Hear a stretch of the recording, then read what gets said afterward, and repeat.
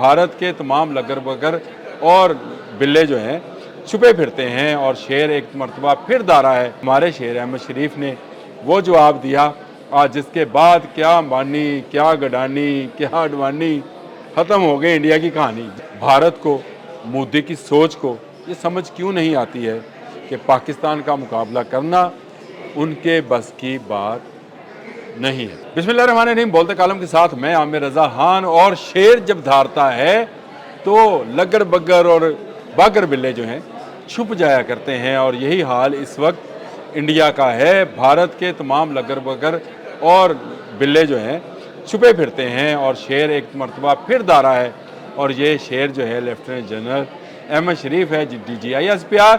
और उन्होंने अपने एक बयान में कहा है कि भारत ने ऑपरेशन सिंदूर की तरह फिर कोई हरकत की, कोई शरारत की तो उसके मशरिक पर हमला किया जाएगा। ये बड़ी अहम बात थी। इकोनॉमिस्ट ने सवाल उठाया था, इकोनॉमिस्ट के रिपोर्टर ने उनसे जब बात कर रहे थे तो उनसे कहा कि अब अगर भारत ने दोबारा किसी ऑपरेशन का इरादा किया तो क्या किया जाएगा, जिस पर हमारे शेर अहमद शरीफ ने वो जवाब दिया जिसके बाद क्या अंबानी, क्या गडानी, क्या अडवाणी, ख़त्म हो गई इंडिया की कहानी। जी हाँ, इंडिया की कहानी ख़त्म होने जा रही है, और वो इस तरह से कि भारत के मशरक़ में इंडिया की तमाम इकॉनमी और मईशत डिपेंड करती है। उसके सनती यूनिट्स जितने हैं वहाँ पर हैं, और वहाँ पर जब हमला किया जाएगा तो मुझे बताएं कि अडानी क्या और बाकी लोग जो हैं वो कहाँ पर जाएंगे।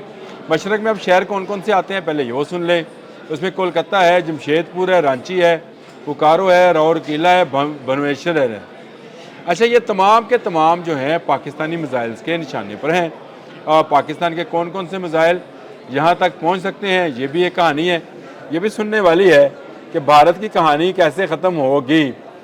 ये बड़ी दिलचस्प बात है। जब मैं इस पर रिसर्च कर रहा था, देख रहा था, तो भारत से आगे जज़ायर इंडमान तक पाकिस्तानी मिसाइल्स की पहुँच है, और ये सारे के सारे शहर पाकिस्तान के शाहीन 3 और पाकिस्तान के अबाबील के निशाने पर हैं। अबाबील आप समझते हैं कि एक ऐसा मिसाइल है जो कि मल्टी वॉरहेड्स जो है, एटमी वॉरहेड्स लेके जा सकता है। शाहीन 3 भी जो है ये भी ऐसे मिसाइल्स को लेकर जा सकता है। जो मिसाइल पाकिस्तान के इस मकसद के लिए काम आ सकते हैं उसमें शाहीन 3 है, 2750 किलोमीटर इसकी रेंज है, और ये बैलिस्टिक मिसाइल है। अबाबील है 2200 किलोमीटर, और ये MRAV कैपेबल है, बैलिस्टिक मिसाइल है, यानी ये एटमी हथियार लेकर जा सकता है। उसके बाद गौरी है जो कि 1500 से 1300 किलोमीटर तक मार कर सकता है। रांची, पटना तक ये मिसाइल जो है पहुंच सकता है, ये भी बैलिस्टिक मिसाइल है। फिर शाहीन 2 है, 2000 से 1500 तक उसकी रेंज है, और ये भुवनेश्वर और पटना तक इसकी मार है। ये वो सारी जगह हैं जहां पर भारत की मईशत स्टैंड करती है। भारत की तमाम जो इंडस्ट्री है, वो अडानी है, अडवाणी है, कोई भी है, गौतम अडवाणी और अडानी कोई भी है, वो वहाँ पर अपनी सनतें लगाए बैठे हैं जहाँ पर पाकिस्तान ने इस मरतबा हिट करना है। और यहीं पर इनके कोलकाता यानी जो खलीज बंगाल है, वहीं पर इनके बहरी बेड़े मौजूद हैं, वहीं पर इनके जहाज़ मौजूद हैं। और ये जो राफेल छुपा कर ले गए थे, ये भी मशरक़ की तरफ ले गए थे, मगरब की तरफ नहीं। मगरब में हम हैं, और हमारे साथ पंजाब है, हरियाणा है, UP CP है, ये मगरब की तरफ है, दिल्ली है। मशरक़ की तरफ यानी दूर दराज भारत ने अपनी तमाम जो दफाई हिकमत अमली के तहत अपने तमाम अहम तनसीबात या अपने तमाम अहम दिफाई सासे जो हैं वहाँ छुपाने का काम करता है, और वहाँ पर हिट करने की बात की है। आप अंदाज़ा कर सकते हैं कि भारत पर किस कदर खौफ तारी है पाकिस्तान की फ़ौज का, कि भारत ने कल अपने दिफाई बजट में अरबों खरबों रुपए का इजाफा किया है। 1.5 खरब रुपया जो है उन्होंने ट्रिलियन यानी 1.5 ट्रिलियन रुपीज़ जो है उसकी मंजूरी दी है कि वो खर्च करना चाहता है। किस लिए कि उसमें मज़ीद असला ख़रीदा जाए, ड्रोन टेक्नोलॉजी ख़रीदी जाए, जहाज़ बनाए जाएँ, टैंक बनाए जाएँ। किस काम के ये सारे के सारे।